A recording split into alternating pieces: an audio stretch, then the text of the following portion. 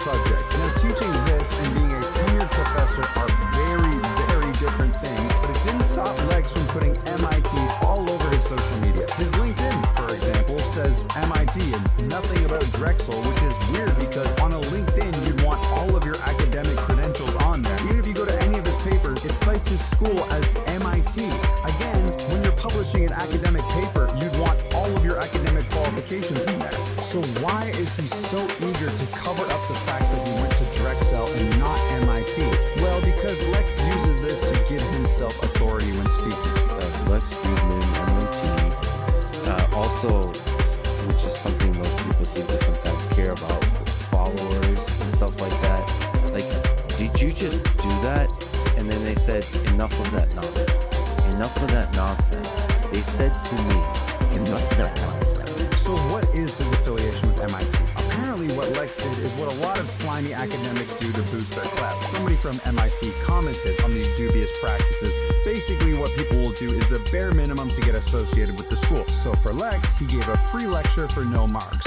He managed to get an MIT email as a result. People who aren't involved with MIT see that and think, wow, that's prestigious. Also, as somebody with a PhD, it's possible you could offer to do unpaid research for MIT, then you get library access, and most importantly, the MIT email. As a research scientist at MIT, I've had, and especially just part of a large set of collaborations, I've had a lot of students come to me and talk to me about ideas. In reality, the only thing I've been able to confirm regarding the relationship between Lex and MIT is that he did teach a non-credit after-hours community class. That was also out of semester. So no, this doesn't make you a professor or even an associate professor. It makes you a guy who spoke at MIT one time. So Lex could be doing free research for MIT and teaching free classes, but saying he researched and taught at MIT is technically true. In the same way the guy who cleans floors at the Tesla factory works for Tesla. It's like Brendan Schaub claiming he was in the NFL because he tried out for the Bills, not realizing that literally anyone can just show up to a tryout. College football, NFL. Yep. You were on the training team.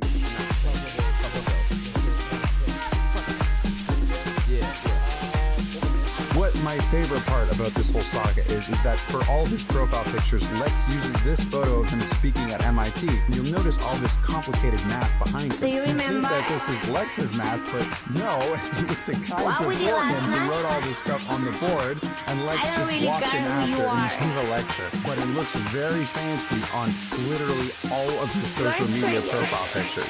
This is the original research that got me kind of interested in Lex. It got me thinking, this is very shady. All of this is super suspicious. Why would you go so far to hide where you actually graduated from and push this MIT narrative so hard? In reality, any normal person would put that MIT as a footnote, but Lex makes it his entire personality and uses it when giving himself authority on certain topics. Now, Lex claims MIT still pays him as a researcher, so clearly he must be greatly respected in the academic world, right? Other academics could come out and speak positively about his work, and all of what I'm saying would be disproven or overblown.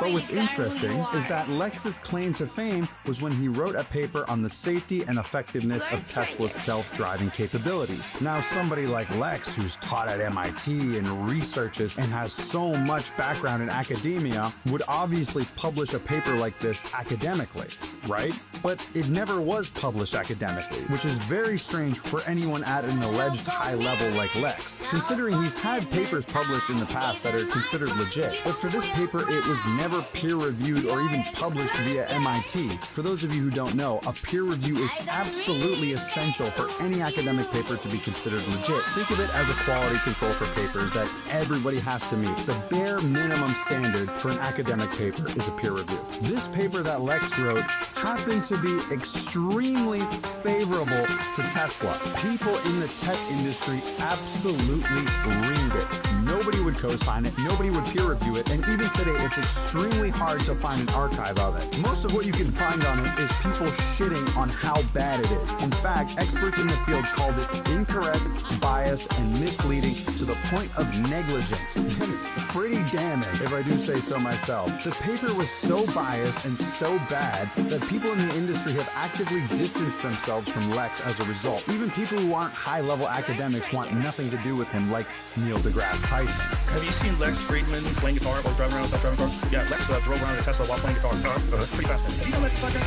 No, he's an AI researcher. He's from MIT originally. Now he's mostly doing independent work and doing his own podcast. And brilliant guy. You love him. He's got an amazing podcast too. Okay, so check him out here. Lex actually is one of the brilliant people I know. I think you love talking to him. Very interesting quote here from Walter Bastrop. Despite how bad this paper was, it did catch the attention of somebody important, somebody who had a lot of interest in positive Tesla news, that being Elon Musk. We know Elon isn't one for morals or facts as long as it makes him money and makes him feel good. So he signal boosted Lex super hard to the point of even appearing on his podcast after only 18 episodes. This has caused people to call Lex an industry plant, which, depending on if you consider this a plant move by Musk, could be true because it blew Lex up into mainstream podcasting. Some random AI researcher almost overnight became one of the biggest podcasters in the world, pushing Lex as an intellectual who went to MIT and is a trusted source when it comes to research, even if none of those things are true, or at least half true. Ever since his interview with Elon, Lex has been an absolute Musk and Tesla meat rider. He will stop at no self-awareness to defend his hero Elon. While Elon could be considered Lex's jumpstart, his appearance on Rogan was what truly solidified him as a podcasting mainstay. Joe, being immune to bullshit, was immediately enthralled by Lex Friedman. Thinking this man was a super genius, he got him connected to some of the most influential people in podcasting, like Brendan Schaub. This left Lex and Joe with almost completely overlapping audience, with Joe being the more Neanderthal brain one and Lex being the alleged intellectual. Speaking of Neanderthal brain, I want you to imagine this. Me arriving at the Melbourne airport. I am jet lagged, can barely function, and I'm forced to stand in a line at a cell phone kiosk to get a SIM card so I can use my phone. The attendant speaks an incomprehensible dialect of English, known as Australian, and it takes me well over an hour to finally have my phone up and running. None of this would have happened if I used Saley, easily my favorite sponsor to grace this channel. Saley is an eSIM app that I have literally recommended to every single person in my life that traveled. I even used it when I went to VidCon last month, and it was a lifesaver. My phone plan requires I pay $14 per day when I go abroad and use data. Saley charged me the same price for a data plan that lasted me a week. But when I added the code GHOSTGUM at checkout, it was actually cheaper than 1 day of roaming data. And pretty much no matter where you're going, Saley will have you covered. I mean, look at all the countries they have. You're basically good anywhere. My mom and sister were a bit skeptical, but after they checked a few other apps, they said Saley had by far the best prices, which you can take advantage of by scanning the QR code on screen or clicking the link below and using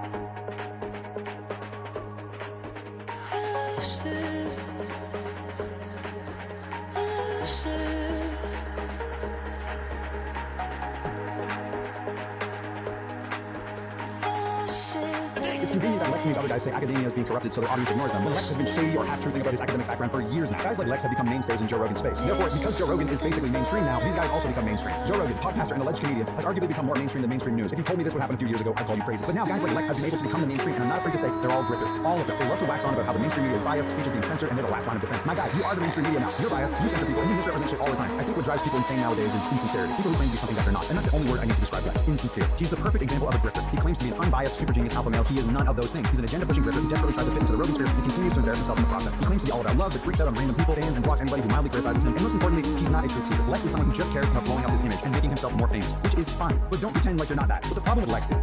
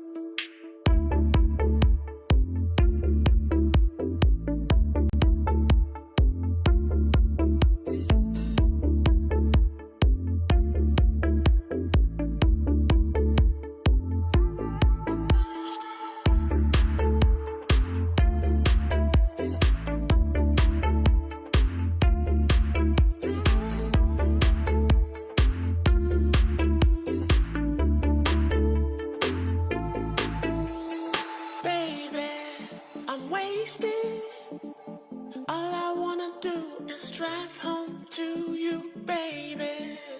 I'm faded. All I wanna do is take you downtown, baby. I'm wasted. All I wanna do is drive home to you, baby. I'm faded. All I wanna do is take you downtown, baby.